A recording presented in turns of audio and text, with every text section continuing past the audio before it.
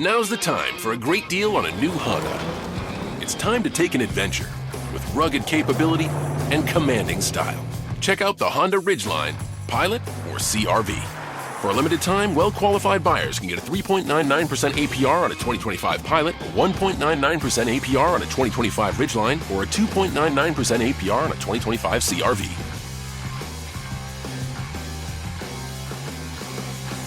See dealer for financing details.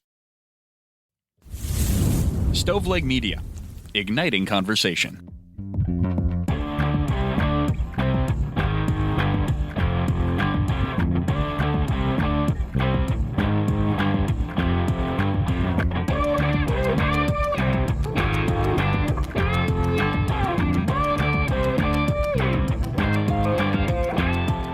This is True Crime Cast. Jamie and John here. What's up, buddy? Dude, not a whole lot. This is a case that I'm really excited to talk about. Are you really? Yeah, I really am. I think it takes some components of true crime and then mixes in a little spirituality. So yeah, I'm really intrigued by this one. Excited to not only talk about the details of the case, but also to process it with you personally after. So yeah, this has been kind of a topic that you and I have been discussing off the air a lot. We're going to talk about potential demonic possession in a case. And we had Ryan Bethea from the Exorcist Files podcast on several months ago. So this is, I don't know, it's been kind of bubbling up.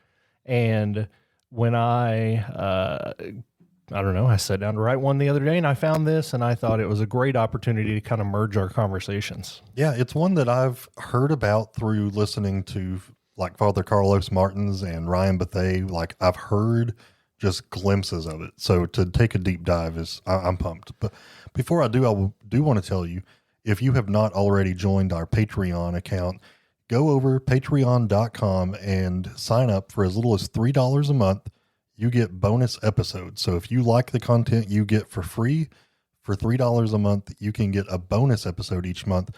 And on top of that, you also get our regular episodes early and ad-free. You get your own feed, so you won't miss a thing. And I do want to say a special thank you to our newest Patreon member, and that is Jake. So Jake, thank you so much for joining. We appreciate it. Hope you love it. All right. I also want to thank somebody who left a 5-star review over on Apple Podcasts. This is from Way2 Lippy. Way2 Lippy. Okay. It's one of my teenagers should be named that.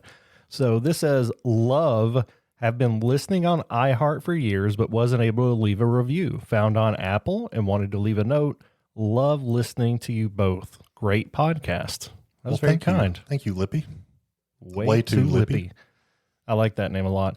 No, we appreciate those. Also a great way to get us new requests for cases. So a lot of the cases we've done recently have come through via reviews. So we'd love to hear from you there. All right, man. Enough housekeeping. Let's get into this one. Why don't you get the ball rolling? Yeah, so this is going to be bizarre, but it is full true crime. This is about a murder. This is about a trial. And it's right in line with what we talk about, but it does incorporate what is believed to be the first demonic possession that was ever used as a defense in a legal case in America. This actually inspired the movie The Conjuring, The Devil Made Me Do It. But of course that embellishes and adds a lot. So what's the real story? And that's what we're going to talk about today. This was in Brookfield, Connecticut in 1981. So, I mean, really not that long ago when you're talking about the possibility of demon possession. Like, I don't know, if you're anything like me, when you hear this, my mind automatically goes to the time period where like the Salem witch trials were happening. Yeah. Is that crazy? That's just where my brain goes. Yeah, that's not where mine goes, but I get the connection. Yeah, but this is around the time that we were born, and this is a wild one for sure. So we're going to be talking about Arne Cheyenne Johnson. Some people say Arne because it's spelled A-R-N-E. I think it's pronounced Arnie. Jamie, why don't you be the definitive go-to there? I say let's go Arne. Arne? All right, I'll switch. So okay. Arne Cheyenne Johnson. This was a 19-year-old guy with no prior criminal record who ended up fatally stabbing his landlord. Landlord's name was Alan Bono. Now, that's shocking enough, but what made headlines around the world was Johnson's explanation for the murder. He claimed he was possessed by a demon. And it wasn't just his word. He wasn't just saying, hey, I was possessed, blacked out, don't know what happened. He had some support behind this. There were paranormal investigators named Ed and Lorraine Warren who were super popular, super famous at the time. They were kind of front and center backing him up. But let's rewind a little bit and look at what led up to that moment. Yeah, we'll dig into a little bit more of the Warrens later on as well. But let's talk about Arne. He seemed like a pretty average guy. He was 19 years old at the time that this happened. He worked for a tree service. It was advertised as a tree surgeon, so somebody who will come in and clean up and landscape and take care of your the trees in your yard or forestry or whatever. And he was in a relationship with Debbie Glatzel, who he was engaged to. Now, by all accounts, he was well-liked, polite, and he was well-grounded. Arne had no criminal record, no history of violence. There was nothing in his background that screamed, this guy has the potential to kill somebody. But what happened in the months leading up to this incident in February of 1981 starts to really paint a strange picture. Arne's life took a really dark turn, not because of anything that happened directly to him, no trauma, no tragedy in his own life, but because of something that happened to Debbie's little brother, David. David Glatzel was just 11 years old when he started having terrifying visions. He said an old man with black eyes and hooves was haunting him, taunting him, and threatening him. Jamie, we have kids around the same age. Like, how would you feel as a parent hearing your kids say something like this? Yeah, so what's interesting here is that if you don't have kids, you may be thinking, oh, little kids make stuff up. I have two 11-year-olds in my house. If they came to me with this, I'm taking it very seriously. They're old enough to know the difference between kind of a dream or a fantasy or a nightmare or whatever in reality. And I guess that depends on each kid's personality. If your kid has a wild imagination and even at this age still vividly talks about, like, I don't know, imaginary things, then maybe you don't take it as serious. But yeah, with our kids, like if my youngest came up to me and said this, like, I'm going to be terrified. Yeah, I'm because freaking out. she stopped playing with baby dolls. Like, she's moved from that kid phase to a younger, I don't know, to a teenage phase. Right. And to be fair, it could be a number of things. This could be mental illness. This could be some kind of physical illness causing hallucinations. This could be, if you choose to believe so, some sort of demonic oppression or possession. Now, at first, the Glatzels thought he was making it up. They didn't believe him. They thought he was trying to get out of doing work around the house or just trying to get some extra attention, but he didn't stop. In fact, it got worse. He would wake up screaming, convulsing, and speaking in strange voices. He described the old man with disturbing details. Said he had a thin face, animal features, jagged teeth, and pointed ears. The kind of imagery you'd expect from a murder film. This sounds like the boogeyman. We covered Cropsey a few weeks ago, but this like he's describing a nightmare, really. Yeah, and I mean, I think it's fair to question, like, is this supernatural? Is this demonic? Or is this like something like paranoid schizophrenia? Usually that doesn't develop until a little later in life, but it is a possibility. And we'll refer back to this quite a bit, but we've listened to the Exorcist Files, which whether you're a believer in the spiritual realm or not, whether you're a Christian or not, you believe in demons or not, the way that they describe these situations is very enlightening to let you know, even if you don't agree with them, kind of what they're thinking and why they think it. So I think it's very educational, and I think all true crime people would find it interesting. But I say all that to say, I think Father Carlos Martins would say that mental health, spiritual health, like a lot of times it's a combination, not just one or the other. I think I've also heard him say that a lot of times it typically is mental health and not demonic possession. Right. That tends to be more rare, but it certainly does happen, according to Father Martins and Ryan Bethea, who we've had on the show. I will also say that if the only people allowed to perform an exorcism in at least the Catholic faith are priests, and they have to get special permission from those above them, and the patient has to be evaluated for mental health issues. So Right. I don't, it is interesting, but anyway, David's behavior grew more and more erratic, and the family turned to their faith for help. They had a priest come into the home and bless the home, but nothing changed. Then they brought in Ed and Lorraine Warren, and this was the same couple that were made kind of famous for investigating the Amityville horror house, the actual house that I can't think of the guy's name right now, that murdered his entire family. Yeah, and we covered that pretty thoroughly here, also over on Talk is Jericho. They also investigated the Annabelle doll and other countless paranormal events. The Annabelle doll is what made one of the movies from the Conjuring series rather famous.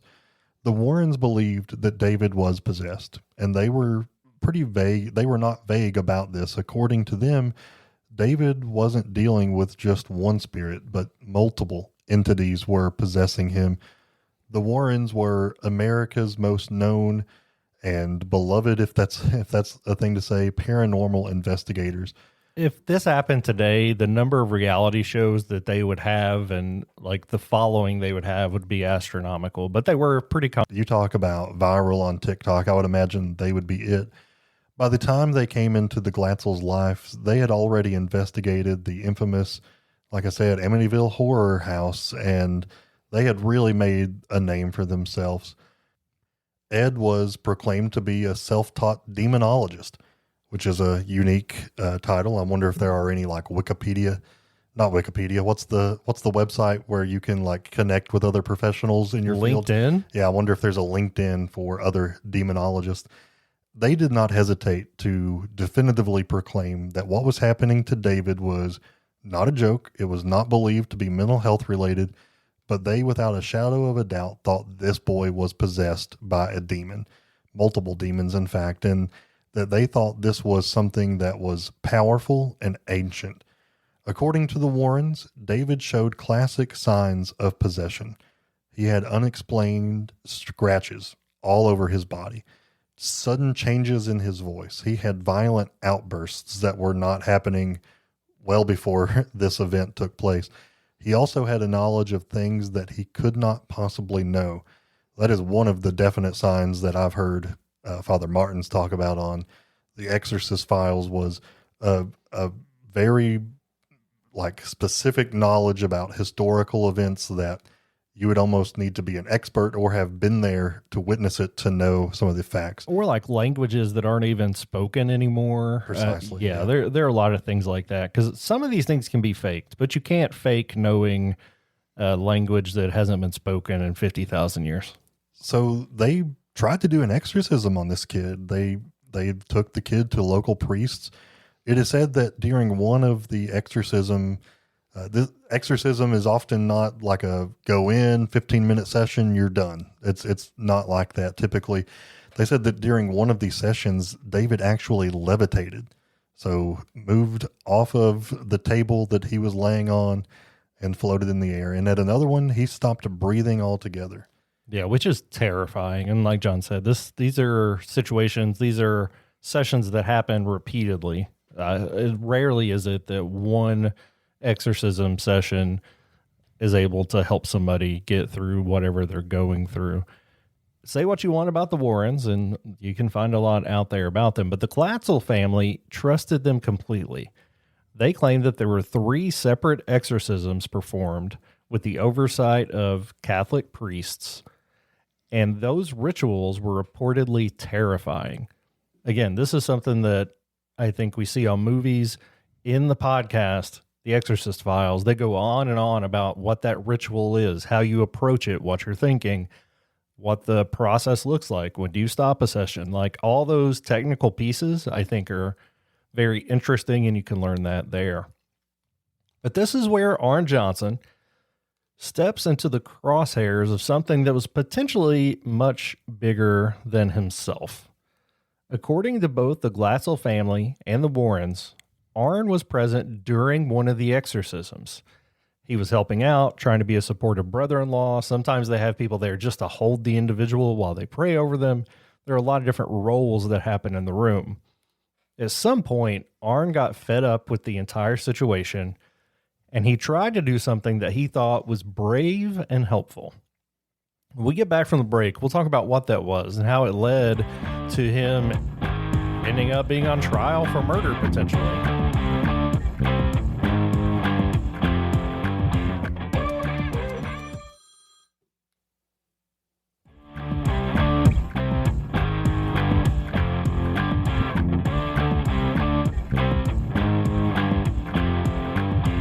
In that faithful exorcism session, when Arne Johnson was there with his girlfriend, his fiance's brother, David Glatzel, he shouted out to whatever force was causing the trouble for David and said, "Take me instead."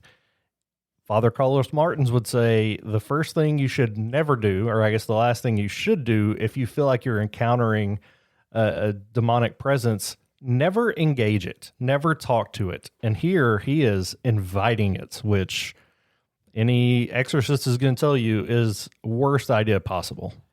I guess I can understand where Arne is coming from. I mean, if you're seeing this kid that you love be tortured and you think it's actually a demon that is causing this, you know, he's basically offering himself up. Like, don't torture this kid anymore. Take me. Shoot.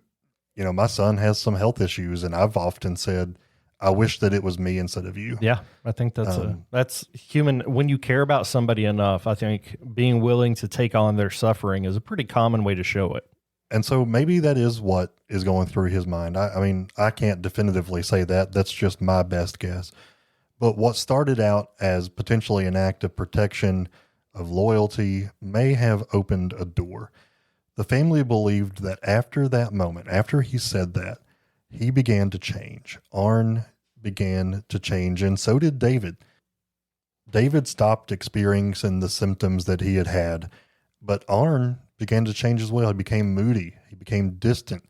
They would say that he would often just stare into space for long periods of time, and even his demeanor changed. He became like a darker presence. He even claimed that he himself saw a demon lurking at a well near the Glatzel house, and it was the same well that David had described seeing a demon before. The Warrens warned Arne not to go near that well. They believed it was some sort of spiritual gateway, a thin place between our world and something much darker. But Arne didn't listen, and later that day, his behavior grew more and more erratic. He claimed to have visions, and he began speaking of dark forces, muttering things under his breath. Still, he continued with his daily life. He was working as like an arborist, working with trees and spending time with Debbie and helping her family out. But all of that would come to a screeching halt on February 16th of 1981. Yeah, all that's kind of a prelude to the crime piece, and that's where we're going now. So on that day, Arne called in sick to his job at the tree service. Instead, he ended up hanging out with Debbie and her landlord, again, whose name was Alan Bono, he also managed a local dog kennel. Now, Arne and Alan knew each other. They weren't strangers. In fact, they had been fairly friendly with one another and interacted quite often. But that evening, something was different. And it all depends, like in so many of these cases, who you talk to. Some would say that Bono had been drinking. He was getting aggressive, potentially violent. And then a casual kind of confrontation started, and it just bubbled up and bubbled up over time. Some people say that it really took a turn when something came up with Debbie. Other people think it had something to do with money or property. But whatever the cause, it escalated quickly. Witnesses would later say that Bono actually grabbed Debbie's younger cousin and threatened her. Some other people would say this didn't happen, but what happened next is irrefutable, and that's that Arne pulled out a pocket knife and stabbed Bono repeatedly in the chest and the stomach. The attack was brutal, and Bono died shortly after on the scene from blood loss. And I guess here's the thing that makes the case unlike any other. Typically in this kind of case, this would happen, and then they would realize what they have done, and they would try to flee and get away. But he didn't. He stayed there. Police arrived at the scene and arrested Arne because he did not run. He didn't deny that he did it, but he also didn't offer a standard explanation. His story was simple and shocking. He said, quote, "The devil made me do it." Arne claimed that he had no memory of the murder. He insisted that he had been possessed. It wasn't just a heat of the moment thing. It was something that he and the Glatzel family were convinced that something dark had taken over him that night and caused this to happen. And remember the Warrens? Well, they backed him up. They said the demon that had tormented David had latched onto Arne during that possession and transferred from David to Arne months earlier. And I know this all sounds wild. It wasn't just the Warrens making noise. Arne's attorney, Martin Manella, leaned into this defense hard. He went on the record saying, quote, "The courts have dealt with the existence of God. Now they're going to have to deal with the existence of the devil," end quote. That's a pretty strong quote. I know it, we'll see how it plays out and actually works out in a minute, but I think that's you have to think he's sitting there when he thought of that. He's like, oh man, that's good. And he wrote it down.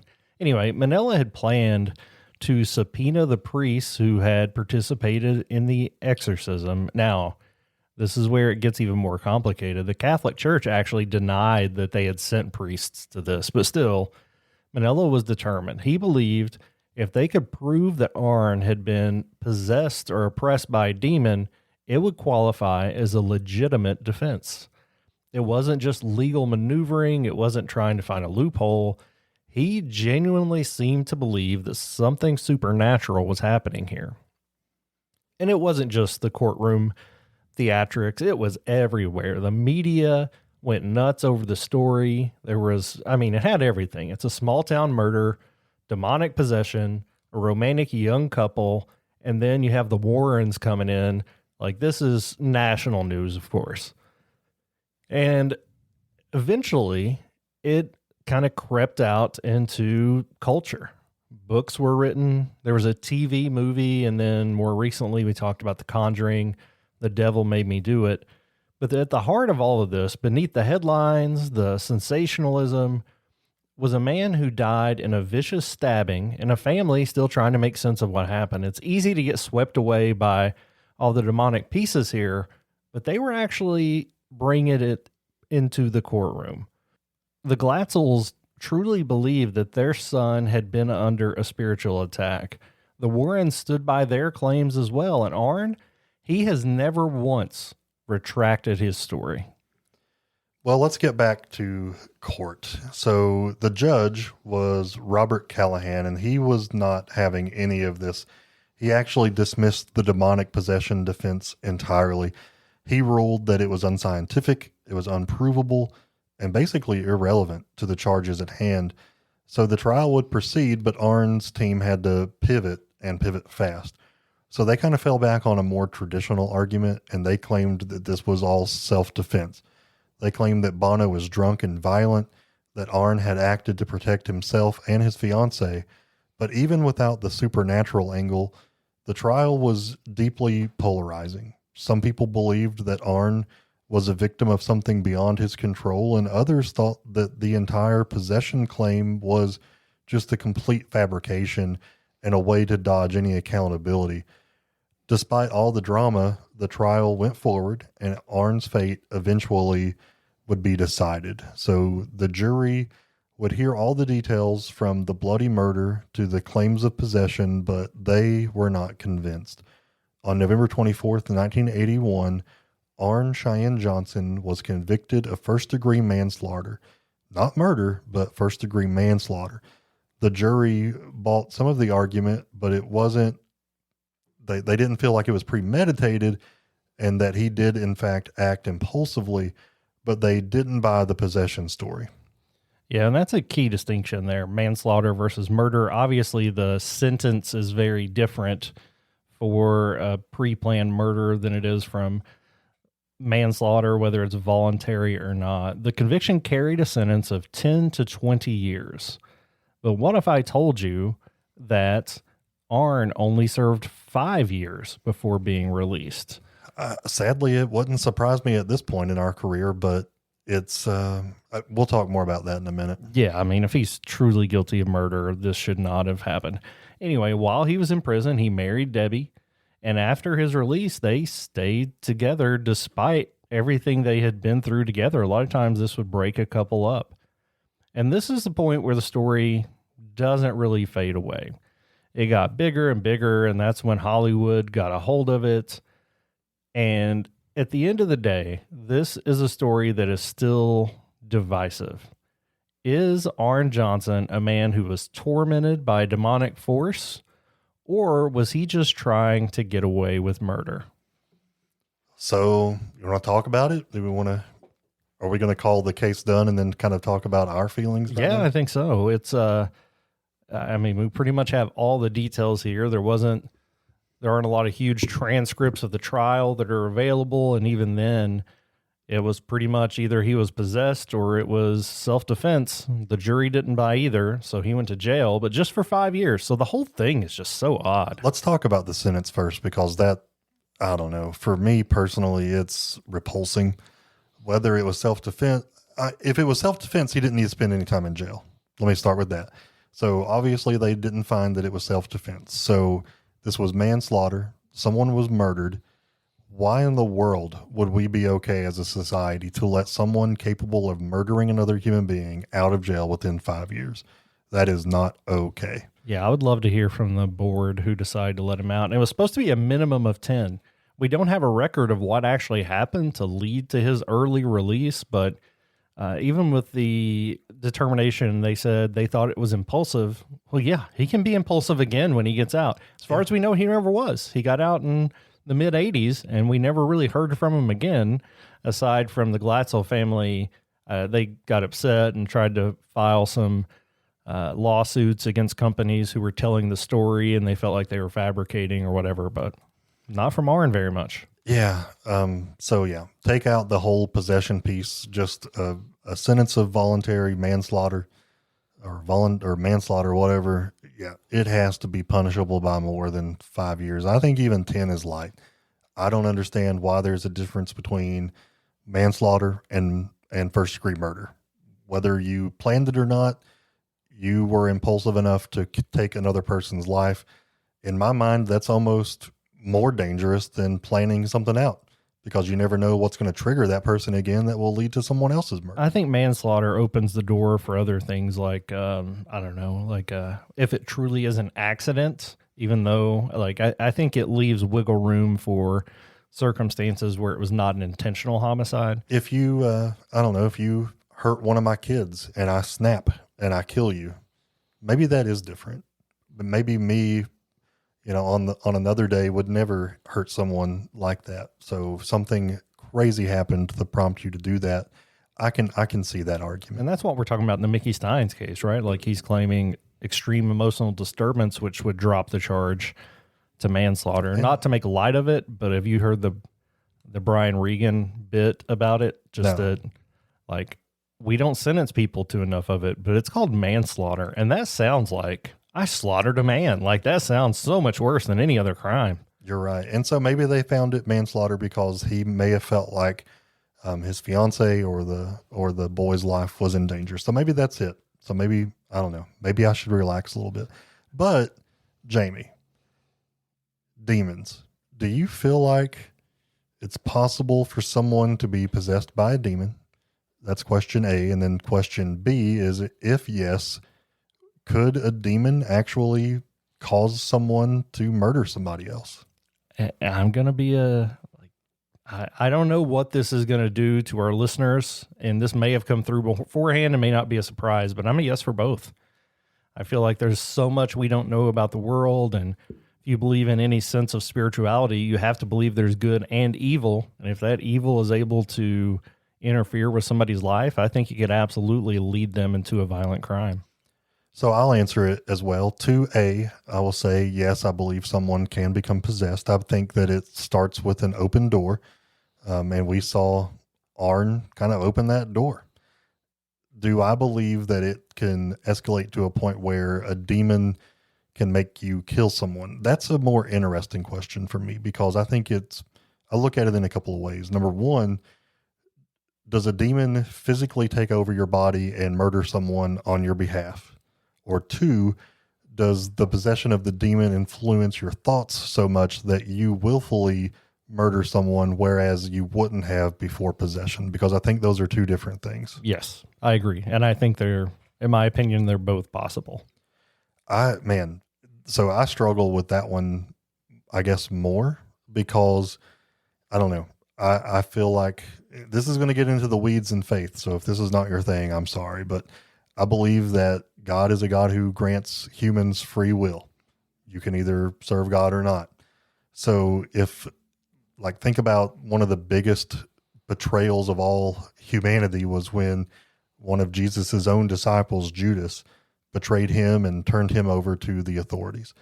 Well, I mean, did a demon cause that to happen, or did Judas get influenced by demons and under his own free will made a conscious decision to do what he did, but was influenced because of a demon? So I don't know.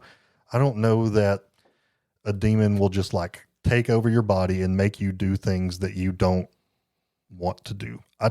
It is a tough question, and I don't think it's a black or white yes or no. No, and here's the thing. I think truthfully speaking, we probably don't even know what any of it means. We have such a limited understanding of the world we live in, let alone any other spiritual world around us, that we can't really comprehend what's happening. But I do believe that those evil entities exist, and I think because of that, I have to say I think it's possible that this would happen. Now, I think an even different question is, what's the accountability for that? You really can't prove it. Yeah.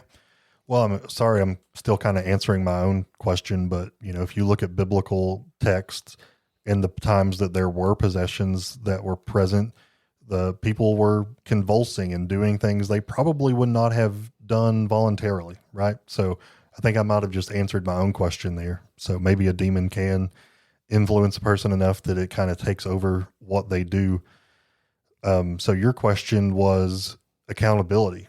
Well, yeah, if you are possessed and you kill someone, I mean, you're still technically I don't know. I think you're still technically liable. So I don't think that you can just say, oh, okay, you're demon possessed. Cool. Go seek a priest and you're good. We'll just forgive this. No, I think something led you to that point. So probably best off if you murder someone spending some time incarcerated. Preferably more than 5 years, which is what Arne spent. But also you're court ordered to see a priest daily. Yeah. Do they do that? I know they court order counseling, therapy, psychiatric care. I don't think they really ever that crosses some lines of religion and I don't think you can be court ordered to see a priest, but I think there are several prison ministries where a priest would be available should you choose to speak to them. And I think if you are claiming that you were possessed and it's why you did it, then maybe you should have to see a priest to see, you're the one that's bringing it up. And I know there are certain rules of law in the courtroom where if you bring it up, then we can talk about it, but not until you do. And I think this may be one of them. Sorry to keep talking about Father Martins, but I mean, he says often that there is some accountability on the person's behalf. They have to want to be freed from this possession. So right. If they choose not to be, then that's kind of on them.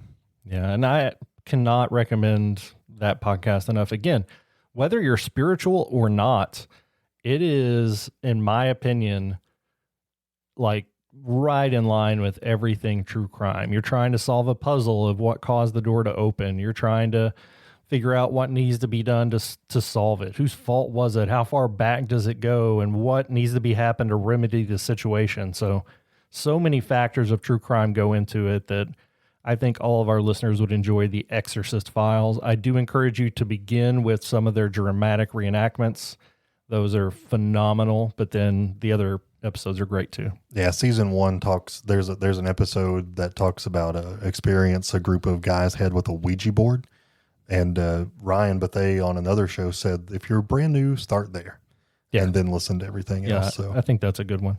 Yeah, we need to get them back on, but I don't know whether or not Arne was possessed. I'm fine with him going to prison. I think it's certainly not able to be proven. I know you're supposed to be proven guilty, but I don't think the prosecution has to be able to prove that you weren't possessed. That's not on the state. You agree with that? Yeah, but boy, that would be interesting, wouldn't it? It really would. Would love to hear what other people think. Obviously, this may be more of a niche conversation than we usually do, but I think it's fascinating. So would love to hear what others think. And Hold on, Jamie. I've got another question for you. Sorry, I know you got to run. We've talked about Father Martins a lot. Let's say we're on a jury. If the defense called up a Catholic priest like Father Martins, is that even okay? Like, can you bring in a Catholic priest to offer their expert opinion on the matter? And should that be admissible to some degree? I think that's up to the judge. And in this case, the judge said no, that you couldn't bring them in. So I guess my question is, if you're the judge, would you allow that? I don't think so. I think it's the same reason that you don't do lie detectors. Like, the science isn't there. So reasonable doubt in the court of law, I don't think really includes spiritual issues. All right. I want to take a scientific approach in my free time to prove scientifically that demons do or do not exist. I don't know if that's even something science can prove, but we'll have to put our heads behind that some. Okay. You let me know when you figure it out. We'll probably... Actually, I think I'm too scared. Yeah, so I think someone else should. Yeah, I think that would, if you discover that they're real, they may not be happy about that. So, all right, now we can be done. No, we appreciate you guys. Absolutely. Let us know what you think. And as always, send us some reviews, join us on Patreon, all the fun stuff. Come to CrimeCon. Our code is CrimeCast. You get 10% off your ticket. It's out in Denver. It's going to be wonderful, and we would love to see y'all out there. That would be awesome, and we have some sweet merch to give out to you guys. All kinds of swag to give away. We're not selling stuff. Yep, not selling it. Come and get us. Come and see us and get stuff is what I meant to say. That's either way. It's whatever. No, we appreciate you guys very much. Until next crime, this has been True Crimecast.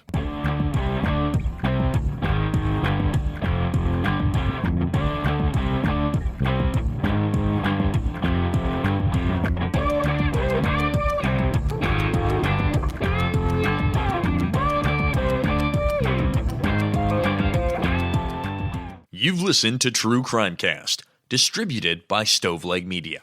Check out stoveleg.com to find out more about your hosts and to find other podcasts to listen to. Stoveleg Media, igniting conversation.